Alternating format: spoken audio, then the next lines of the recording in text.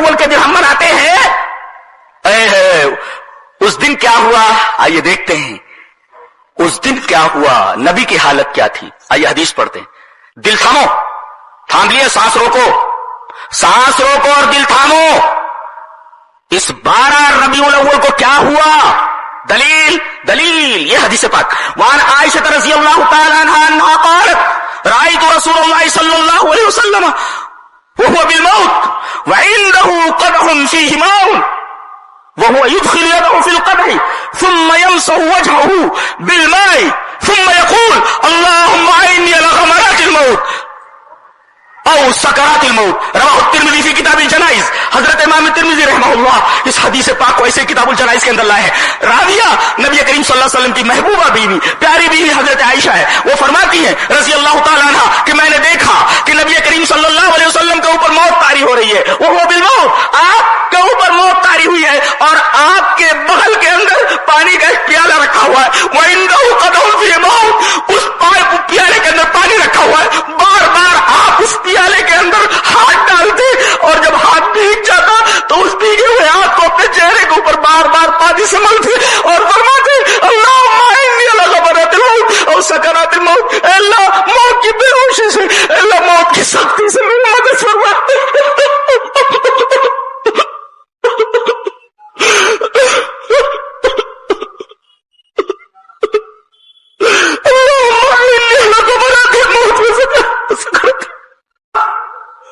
موت کی بے ہوشی اور موت کی سختی پر میری مدد فرما. حضرت عائشہ کیفیت بیان فرماتی ہے. یہ تو روایت ہوئی ترمذی کی جسے حضرت عائشہ نے روایت کیا ہے. خود حضرت عائشہ کی کیفیت کیا تھی وہ ایک حدیث میں دیکھتے ہیں. حدیث اس طرح. وعن عائشہ رضی اللہ تعالی عنہ قالت مات النبی صلی اللہ علیہ وسلم وانه لبین حاقنتی وزاقنتی فلا اکره شدت الموت لأحد ابدا بعد النبی صلی اللہ علیہ وسلم. رواہ البخاری فی کتاب المغازی. حضرت امام بخاری رحمہ اللہ اس حدیث پاک کو ایسے کتاب المغازی کے اندر لائے. راویہ حضرت عائشہ ہے. حضرت عائشہ فرماتے ہیں کہ نبی کریم صلی اللہ علیہ وسلم کی روح پرواز ہوئی, آپ کو موت آئی, موت طاری ہوئی اس حال میں کہ آپ کا سر مبارک میری تھوڑی اور میری ہنسلی کے درمیان ہے. میں اس طریقے سے آپ کے سر مبارک کو اپنی ہنسلی اور اپنی تھوڑی کے درمیان لیے ہوئے تھی اور میں نے موت کی وہ کیفیت دیکھی ہے اس دن. فلا اکره شدت الموت ابدا بعد نبی صلی اللہ علیہ وسلم. اس کے بعد کسی مرنے والے آدمی کی تکلیف کو دیکھتے ہو تو مجھے ہلکا لگتا ہے, اس لیے کہ میں نے اپنے موت کے اوپر موت کی جو سختی دیکھی ہے اس کے بعد ہر مرنے والے آدمی کی تکلیف میرے اوپر ہلکی معلوم ہوتی ہے. یہ نبی کریم صلی اللہ علیہ وسلم کی کیفیت ہے. اس دن جس دن ہم خوشی مناتے ہیں, جس دن ہم طرح طرح کی حرکتیں کرتے ہیں, اس دن ہمارے نبی کی یہ حالت ہے. یہ تو نبی کی حالت ہے. اہل بیت کا نام لے کر ان کے نام پر طرح طرح کی بدعتیں کرنے والے, حضرت فاطمہ رضی اللہ تعالی عنہ کا نام لے کر نہ جانے کیسی کیسی محبتوں کا دعویٰ کرنے والے. اس بیٹی کا کیا حال ہے, فاطمہ کا کیا حال ہے؟ آؤ وہ حدیث دیکھ لیتے ہیں جو حضرت انس سے مروی ہے. حدیث اس طرح.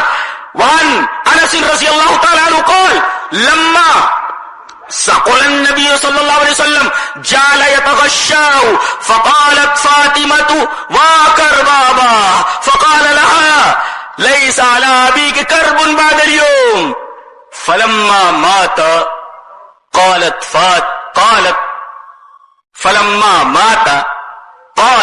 يا أبتاه أجاب ربا داه یا ابتا من جنت الفردوس ماوا یا ابتا الى جبریل لنا. فلما دفن قالت فاطمة یا انس اطابت انفسكم ان تحسوا على رسول اللہ صلی اللہ علیہ وسلم التراب. رواہ البخاری کی کتاب المغازی. حضرت امام بخاری رحمہ اللہ اس حدیث پاک کو ایسے ہی کتاب المغازی کے اندر لائے. راوی حضرت انس ہے. حضرت انس فرماتے ہیں کہ آپ کی جگر گوشہ رسول جس کے بارے میں نبی کریم صلی اللہ علیہ وسلم نے فرمایا فاطمہ میرے جگر کا ٹکڑا ہے, فاطمہ کو تکلیف دینے والا مجھے تکلیف دینے والا ہے. حضرت فاطمہ کا کیا حال ہے؟ انس فرماتے ہیں کہ لما ثقل النبی صلی اللہ علیہ وسلم, جب نبی کریم صلی اللہ علیہ وسلم کی طبیعت بھاری ہوئی اور آپ کے اوپر موت کی کیفیت طاری ہوئی تو جعل یتغشا, بار بار آپ کے اوپر غشی آنے لگی. آپ کی اس کیفیت کو دیکھ کر کے, اس پریشانی کو دیکھ کر کے, موت کی سختی کو دیکھ کر کے فاطمہ بیٹی برداشت نہیں کر پائی, اس لیے کہ وہ تو آپ کے دل کا टुकड़ा है, आप का दिल धड़के तो फातिमा के दिल धड़के, वो तो आपका जिगर गोशा है।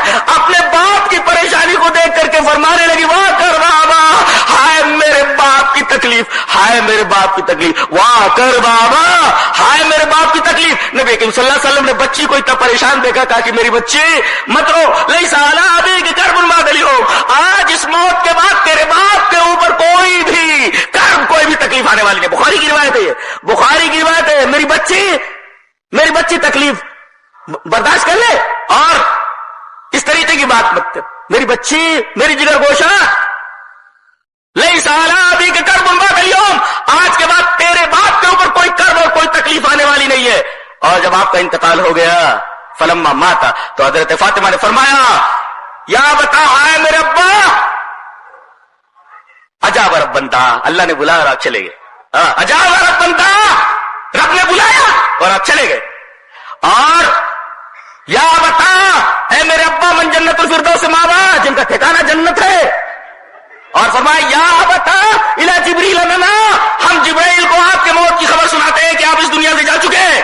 और उसके बाद हजरत अनस जब दफन करके आए, तमाम लोग दफन करके आ गए, तो हजरत फातिमा ने अनस को बुलाया, कहा कि अनस एक बात कहूं, रोते हुए हजरत फातिमा ने कहा, अताबत अनफुसुकुम अन तासु अला रसूलिल्लाह सल्लल्लाहु अलैहि वसल्लम, तो तुम्हारा दिल कैसे गवारा किया होगा कि तूने नबी करीम सल्लल्लाहु अलैहि वसल्लम के ऊपर मिट्टी डाली होगी। अन तासु अला रसूलिल्लाह सल्लल्लाहु अलैहि वसल्लम, ये तो आपके जिगर गोशा हजरत फातिमा रजी अल्लाह ताला अन्हा की कैफियत है। आज फातिमा यतीम हो गई है 12 वफात को, और आज फातिमा यतीम हुई, और आज हसन और हुसैन के नाना इस दुनिया से चले गए, उनको कोई सवारी करने वाला घोड़ा नहीं रहा, आप इस दुनिया से चले गए, उम्महातुल मोमिनीन बेवा हो गई।